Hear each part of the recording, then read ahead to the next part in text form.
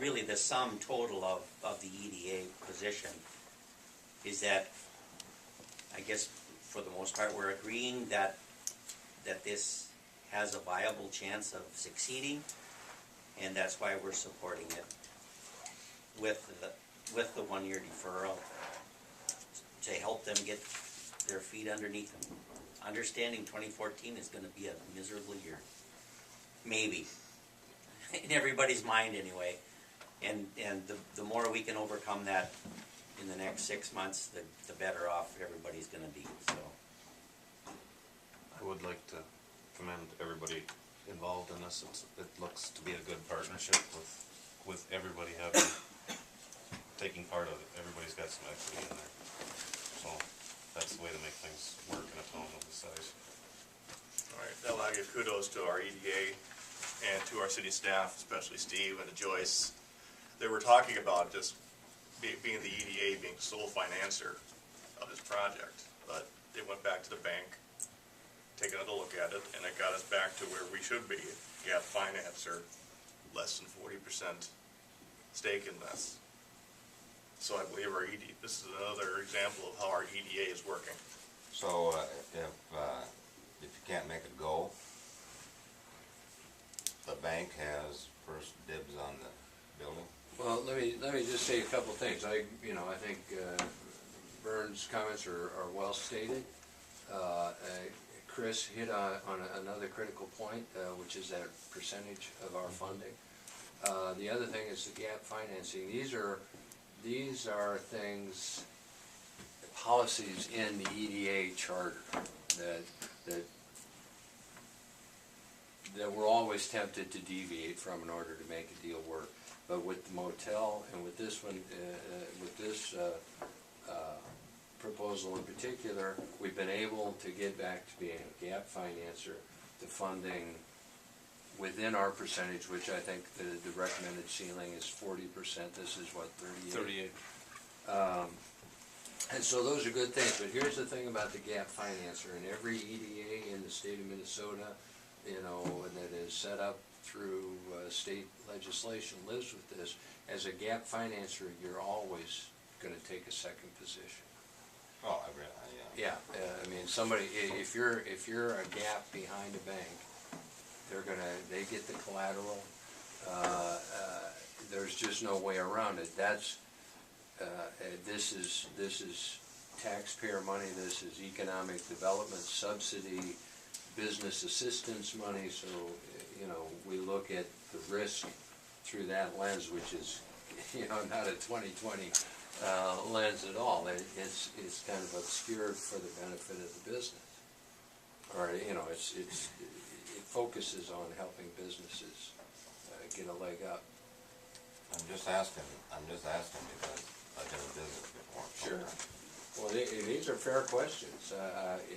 Are you getting a fair answer? I think so.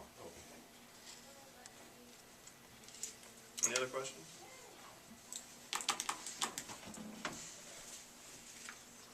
Any other questions? All in favor of the motion, say aye. Aye. All opposed? And the motion passes. Thank you very much, and congratulations to the Fellers. Thank you. thank you. Thanks, Tom. Wish you good luck. Thank you. Mom's excited. I'll tell you that right now. All right, let's move to number 2. Tom, you want to hang on a second? Sure. Number 2. Approval of extending forbearance of G-Force Inc. for 90 days from December 1st, but encouraging them to make their November payment earlier. I'd like to speak up on this. Well, their loan came out of forbearance in November. They were supposed to make their first payment. They didn't set up their ACH in time, which is where we normally draw money. It got to the end of the month, and they did not send a check in to us. The December payment was processed electronically without any problems. So we have this issue of we're not sure if it's forbearance, default, what exactly the 1 month issue is. But we need them to make that payment. We need to make it soon. So the EDA went round in circles about what to call it and how to deal with this, and we basically, I think, came up with, and correct me if I'm wrong, that we're gonna have this 1 month forbearance that needs to be paid within 90 days, as of the 1st of December, so we're already, 30 days into it. Is that fair? Yeah, no, I think it's the technicality, what do you call it? Are we still in forbearance? This is what is the hangup. If they make next month's payment, they still won't have erased the fact that they missed the first payment coming out of forbearance. We're just trying to clean the books up so as to avoid re-amortizing or renegotiating or going back and striking a new deal with them.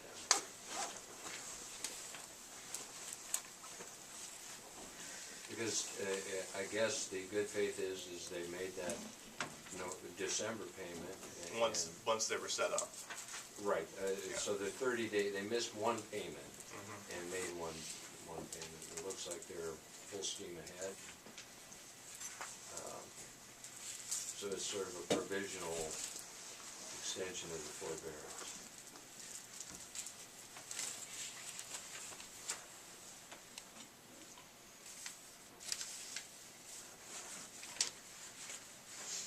Steve, you want to say anything, or Joyce, about what the alternative to doing this would be?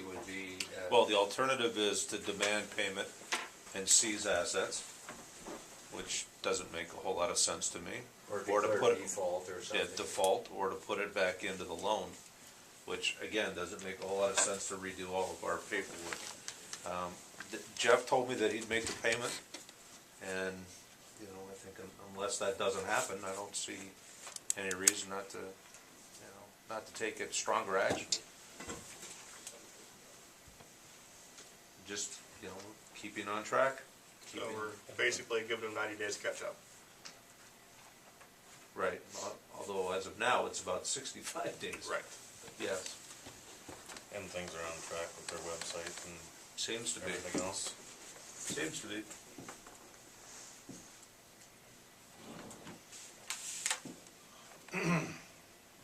Move to approve.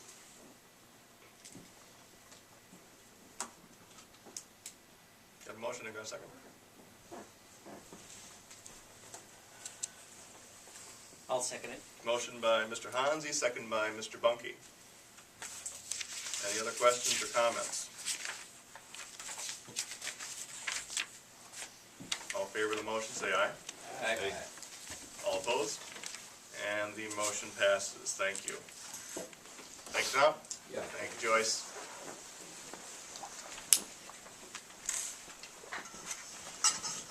Move on to 8C, consideration of proposed budget and proposed property tax levy for taxes payable year 2014. The original proposed levy was $755,000, with information provided at the last meeting regarding the budget and taxes proposed for collection to pay for the cost of city provided services in 2014. Information will be provided by Dave Lombard, Senior Public Works, regarding equipment capital purchases, project planning.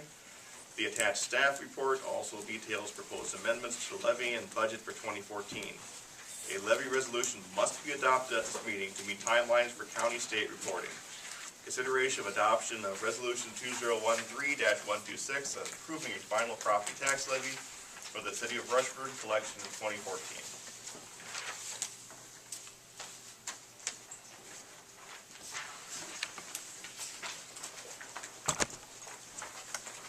Did you get an update from me, Kathy? Well, you know how you get these regular cash things, I get one like that as of what the cash is right now, but that doesn't, that's what the cash is right now, that's all it is. It's not really fund balance or anything, it's just what the cash is. So if you want that? Doesn't include the investment. Yeah, the investment is in there.